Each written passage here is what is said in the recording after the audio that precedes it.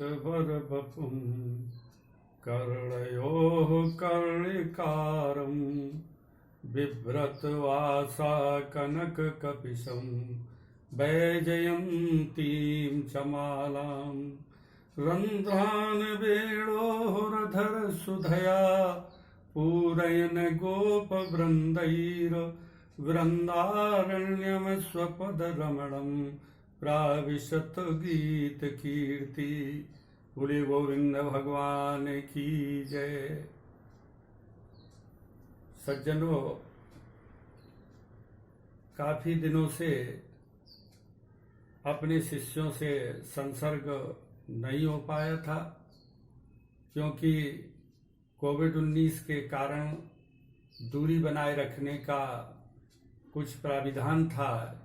इसलिए हमारे शिष्यों की बार बार फोन पर मांग आ रही थी कि गुरुदेव, आपके मुखारबिंद से कुछ हम सुनना चाहते हैं, लेकिन आपके पास तक नहीं पहुंच पाते हैं, इसलिए कुछ हमें जो है आप सुनाने की कृपा करें। तो इसी कड़ी में मैं आप लोगों को ये बताना चाहता हूं कि भक्त और भगवान का अटूट संबंध होता है। संतों ने तो यहाँ तक कहा, हमारे ऋषियों ने, हमारे शास्त्रों ने यहाँ तक कहा कि भक्त का तो भगवान से भी बड़ा दर्जा होता है। कहा भी गया है कि प्रबल प्रेम के पाले पढ़कर प्रभु को नियम बदलते देखा, अपना मान टले टल जाए भक्त का मान न टलते देखा। भक्त की हमेशा भगवान सुरक्षा करते चले आए हैं। भगवान अपना अपमान सहन कर सकते हैं, लेकिन अपने भक्त का अपमान कभी भी सहन नहीं कर सकते हैं। ये भगवान की सदैव की परंपरा रही है। इसी कड़ी में हम आप लोगों के समक्ष एक ऐसे भक्त की कथा प्रस्तुत कर रहे हैं जो रामचरितमानस से संबंधित है। और वो ऐसा भक्त है जो, जैसा गोस्वामी तुलसीदास जी ने कहा कि परमात्मा को कौन प्राप्त कर सकता है, उन्होंने एक चौपाई के माध्यम से बताया कि निर्मल मन जन मोहि सुपावा, और मोहि कपट छल छिद्र न भावा। निर्मल मन वाला ही मुझे प्राप्त कर पाता है। जहां पर कपट छल छिद्र है, ऐसा व्यक्ति कभी भी मुझे प्राप्त नहीं कर पाता। ऐसा ही प्रभु का एक अनन्य भक्त था केवट, निषाद राज केवट। केवट जो है इतना परम भक्त था कि भगवान को स्वयं जो है, भगवान को अपने बस में करना पड़ा। भगवान को अपने बस में उसने स्वयं में कर दिया। भगवान को कैसे? जब भगवान राम लक्ष्मण और सीता जी के साथ वन को जा रहे थे, रास्ते में उन्हें गंगा पार करनी थी। गंगा पार करने के लिए प्रातः काल का समय है और वो गंगा के किनारे पर पहुंच जाते हैं। जब पहुंचे गंगा के किनारे पर, तो उन्होंने केवट की नाव दूसरी तरफ खड़ी हुई देखी। जिस तरफ पहुंचे उस तरफ केवट और उसकी नाव नहीं थी, दूसरी तरफ खड़ी हुई थी। तो भगवान ने चिल्ला करके वहीं से ही आवाज दे करके केवट को बुलाया। मांगी नाव न केवट आना, कहा तुम्हारे मरम मैं जाना। भगवान ने जब नाव की मांग की, लेकिन केवट नाव को लेकर के नहीं आया, और बल्कि वो कहने लगा कि प्रभु, हम आपका मरम जानते हैं, हम आपका रहस्य जानते हैं, इसलिए मैं नाव लेकर के तब तक नहीं आऊंगा जब तक मेरे तुम वचनों को पालन करने के लिए या वचनों की मर्यादा रखने के लिए आप मुझसे नहीं कहेंगे। क्योंकि मैं आपके चरणों के मरम को जानता हूं, चरणों की कमल स्वरूपी चरणों की रज के मरम को जानता हूं। वैसे रामचरितमानस में 40 जगह पर मरम शब्द आया है। लेकिन हर जगह पर यही स्थिति आई है कि मरम न जाने कोई, जा जो कुछ चरित रचा भगवाना। माने हर जगह पर यही आया कि मरम नहीं जाना, कोई मरम भगवान का नहीं जान पाया, भगवान के चरित्र का कोई भी मरम नहीं जान पाया। लेकिन एक ये बिना पढ़ा लिखा केवट वो कह रहा है, कहा तुम्हार मरम मैं जाना, कह रहा है कि मैं तुम्हारे मरम को जानता हूं। केवट जो है भगवान से कहने लगा कि आपके कमल स्वरूपी चरणों की रज के बारे में सब लोग बताते हैं कि उसमें कुछ ऐसी बूटी है, ऐसा कोई रहस्य है आपके कमल स्वरूपी चरणों की रज में, जिसके कारण उस रज का स्पर्श करके वो कोई भी चीज जो है वो स्त्री बन जाती है। इसलिए जो महाराज एक समस्या है, मानुष करण मूरी कछु आहाई, आपके चरण कमल स्वरूपी चरणों की रज में कोई ऐसी बूटी है, ऐसा कोई मरम है, ऐसा कोई रहस्य है जो मनुष्य बना देती है, माने स्त्री बना देती है या मनुष्य बना देती है। इस तरह से जो है जब तक आपके कमल स्वरूपी चरणों को मैं धो नहीं दूंगा प्रभु, तब तक जो है मैं आपके समक्ष नाव लेकर के नहीं आऊंगा। ऐसा केवट बहुत मजबूती के साथ कह रहा है। एक भक्त जिसका निर्मल मन होता है, जिसका अनन्य भाव होता है परमात्मा के चरणों में, परमात्मा से अनन्य भाव न अन्य, माने परमात्मा को अपने से अलग नहीं मानता है। गीता में भी भगवान कृष्ण ने कहा, अनन्यास चिंतयन्तु माम ये जना पर्युपास्ते तेषाम नित्याभियुक्ता नाम योग क्षेमम वहाम्यहम्। मतलब जो है, जो मुझे अनन्य गति से मेरी उपासना करता है, अनन्य गति से मेरी पूजा करता है, मैं उसके योग क्षेम का हमेशा ध्यान रखता हूं, मैं उसके कल्याण का हमेशा ध्यान रखा करता हूं। इसी तरह से आज केवट भी एक हट पकड़ गया, कहने लगा महाराज आपके कमल स्वरूपी चरणों की रज के बारे में ऋषि लोग बताते हैं कि मानुष करण मूर कछु आहाई, मनुष्य बनाने की कुछ उसमें कला है।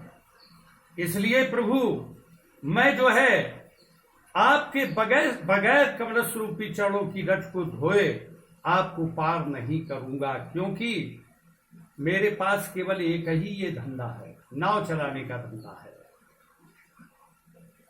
नहीं कछु जानो और कबारू, यही प्रतिपालऊ प्रिय परिवारू। इसी से मैं अपने परिवार का पालन पोषण करता हूं और मेरे पास कोई कुछ धंधा भी नहीं है।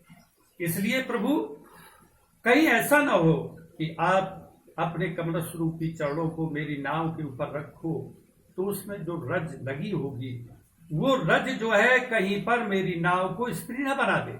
महाराज मेरे यहाँ पहले से ही एक मेरी धर्म पत्नी है और अगर दूसरी कोई स्त्री बन जाएगी तो मेरा धंधा तो चौपट होगा, नाव तो चली ही जाएगी और उसके साथ साथ जो है मेरे खर्चे दुगने हो जाएंगे, दो पत्नियां हो जाएंगी।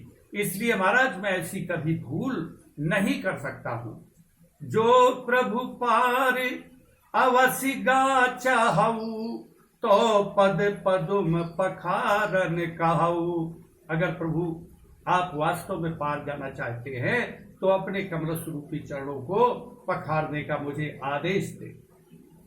भगवान का जो सच्चा भक्त होता है उसके अंदर किसी प्रकार का भय संकोच नहीं होता है, क्योंकि वो तो हमेशा भगवान के ही भरोसे रहता है। उसके सारे कार्य, उसकी मन वाणी कर्म, वो सब कुछ भगवान पर आश्रित होता है। इसलिए वो कहता है कि जो कुछ भी मैं कह रहा हूं वो भगवान की दम पर ही कह रहा हूं। ऐसा सोच करके जब ऐसा कहा केवट ने तो भगवान को थोड़ी हंसी आ गई। भगवान कहने लगे, भगवान कह रहे हैं, सुन केवट के बैन प्रेम लपेटे अटपटे बेहसे करुणा ऐन चित जान की लखन तन। ऐसे अटपटे वचन केवट की सुनकर के भगवान थोड़ा हंस पड़े और हंसे भी किसकी तरफ देख करके? लखन लाल की तरफ और मैया सीता की तरफ। मैया सीता की तरफ और लक्ष्मण भैया की तरफ देख करके हंसने लगे। क्यों हंसने लगे? इसमें एक बड़ा रहस्य है, एक उस पर रामायण में कथा आई है। जब भगवान राम चारों भाई छोटे छोटे थे तो ये चारों भाई जो है एक ही पालने में लिटा दिए जाते थे, एक ही पालने में लिटा दिए जाते थे। बेचारे सबके सब खेला करते थे चारों, राम लक्ष्मण भरत शत्रुघ्न। लेकिन जब थोड़े बड़े हुए, एक पालना उनका भार सहन करने में समर्थ नहीं हो पाया, तो मैया लोगों ने विचार किया, कौशल्या, कैकेयी और सुमित्रा ने विचार किया, कहा कि इनके लिए अलग अलग पालने की व्यवस्था की जाए। ये सोच करके जो है अलग अलग पालने की व्यवस्था इनकी की गई। तो और तो सब लोग शांति से लेट गए, लेकिन जैसे ही लक्ष्मण को अलग लेटाया गया, लक्ष्मण चुपने का नाम नहीं ले रहे हैं, लगातार रो रहे हैं, लगातार रो रहे हैं। जैसी कि माताओं के अंदर एक भाव आता है कि हमारा बालक बहुत सुंदर है और माँ के लिए दुनिया में उसका बालक सबसे सुंदर हुआ करता है, सबके बालकों से ज्यादा सुंदर। उनके अंदर भी, कौशल्या, कैकेयी और सुमित्रा के अंदर भी ये भाव आया कि लक्ष्मण को कहीं नजर तो नहीं लग गई, नजर तो नहीं लग गई। ये सोच करके जो है उन्होंने अनेक जो है नजर उतारने के जो तरीके थे वो सब कुछ करके देखे, लेकिन लक्ष्मण रोना बंद नहीं कर रहे हैं। जब रोना बंद नहीं कर रहे हैं तो फिर बड़ी समस्या पैदा हो जाती है। महाराज आज जो है लगातार रोए चले जा रहे हैं। तब तक जो है कौशल्या को थोड़ा ध्यान आ गया, कहने लगी कैकेयी, सुमित्रा, बहन जरा ध्यान दो, कल तक ये सबके सब एक ही साथ लेटते रहे हैं, लेकिन आज इनको अलग अलग लिटा दिया गया है, इसलिए इसकी यह दशा हुई है। लक्ष्मण को जरा राम के साथ लिटा करके देखो। लक्ष्मण को राम के साथ जैसे ही लिटा करके देखा, लक्ष्मण ने करवट बदल करके भगवान राम के पैर का दाहिना अंगूठा, दाहिने पैर का अंगूठा अपने मुंह में भर करके चूसने लगे, प्रसन्न हो गए, रोना बंद हो गया। इस तरह से जब विवाह होकर के आया भगवान राम का सीता मैया के साथ, तो पहला दिन ही है, सवेरे का समय है, और लक्ष्मण जी भी जाग करके आ गए। वहां पर अपनी थाली में जल लेकर के, इधर सीता जी भी अपना जल लेकर के भगवान राम के चरणों को धोने के लिए तैयार थी। तब तक लक्ष्मण जी आ गए। सीता जी जैसे ही धोने के लिए तैयार हुई, लक्ष्मण जी ने कहा कि भाभी, मैया, अब तुम्हारा मतलब जो है आप इन चरणों को मत धोइए, क्योंकि मैं पहले से इन चरणों को धोता रहा हूं, मैं पहले इन चरणों को धोऊंगा, इसके बाद आप धोना। सीता जी कहने लगी, लक्ष्मण आपको क्या हो गया? मैं इनकी अर्धांगिनी बन गई हूँ, आज से मेरा अधिकार इनके ऊपर पूरा हो गया है, इसलिए जो है मैं ही इनके चरणों को धोऊंगी। इस तरह से उनमें विवाद बढ़ गया लक्ष्मण और सीता में। राम मुस्कुरा रहे हैं, राम इस विवाद को निपटाना नहीं चाहते, क्योंकि दोनों के दोनों जो है उनके एक तो भाई हैं, एक तरफ अर्धांगिनी सीता हैं, इसलिए चुप खड़े हुए हैं।